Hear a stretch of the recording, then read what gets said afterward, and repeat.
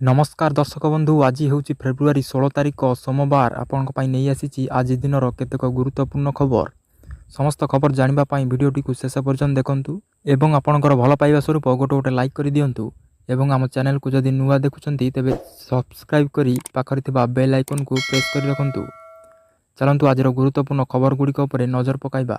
प्रथम खबर पीएम किसान योजना को नहीं आसिला बड़ अपडेट। केंद्र सरकार को सबुठारु महत्वाकांक्षी योजना मध्य गोटे प्रधानमंत्री किसान सम्मान निधि योजना सारा देश में लक्ष लक्ष चाषी मध्य उत्साह सृष्टि करिछि।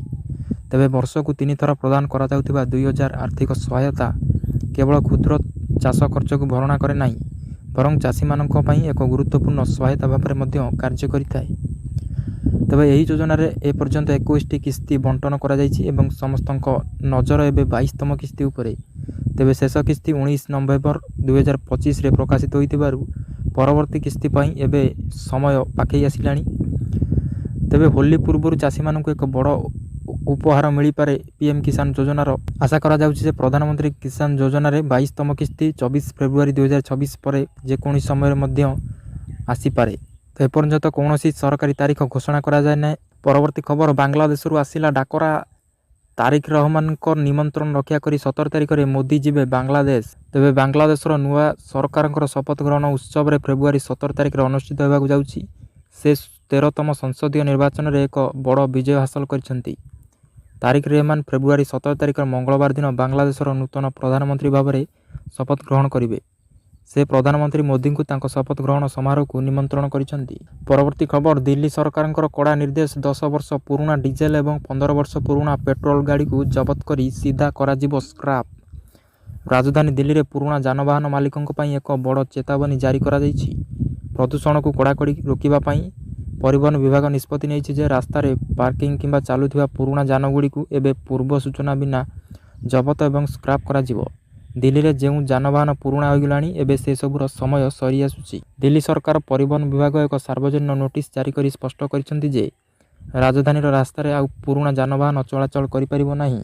परवर्ती खबर रोजगार नथिले मासकु 1500 टंका देबे सरकार। तेबे बेकारी आज युवपीढ़ी सम्मुख में एक बड़ चैलेंज सृष्टि करिछि। पाठपढ़ा समाप्त करने पर अनेक युवक युवती तुरंत चाकरी पाई पारु नाहांती जहाँ सेमानक परिवार उपर आर्थिक चाप वृद्धि करुछि। यही परिस्थिति को समाधान करी उत्तर प्रदेश सरकार सीएम बेरोजगारी भत्ता योजना आरंभ करिसेंती। यही योजना अधीन रे योग्य बेकार युवक युवती मानक मासिक 1000 रु 1500 टंका पर्यंत आर्थिक सहायता मिलिबो। परवर्ती खबर लिंगराज मंदिर रे धाड़ी दर्शन व्यवस्था को नहीं असंतोष महिला भक्त असुस्थ। लिंगराज मंदिर रे धाड़ी दर्शन व्यवस्था नहीं असंतोष सृष्टि होइछि। वीआईपी दर्शन व्यवस्था को नहीं असंतोष जाहिर करिसेंती भक्त। तेबे जागर पई राज्यर समस्त शैवपीठ चलचंचल रहितला। लिंगराज मंदिर रे चलीथिला दर्शन हेले वीआईपी को दर्शन पई होइतिला लाइन रे जणे महिला भक्त प्रवेश करथिले। किछि समय रे घटनास्थल रे उत्तेजना प्रकाश पाइतिला। सेपटे धाड़ी दर्शन रे जाउथिबा बेले जणे महिला भक्त हठात असुस्थ होई पड़िथिबा जणा पड़िछि। परवर्ती खबर ओडिया संगीत जगत को लागिला काहा नजर। अभिजीत को परे आखि बुझिले लोकप्रिय कंठशिल्पी गीता पटनायक। तेबे हॉलीवुड जगत को पुणी एक शक्त झटका लागिछि। कंठशिल्पी गीता पटनायक परलोक होइछि। जनक पर जनकर देहांत ओडिया संगीत जगत को दोहलाई देइछि।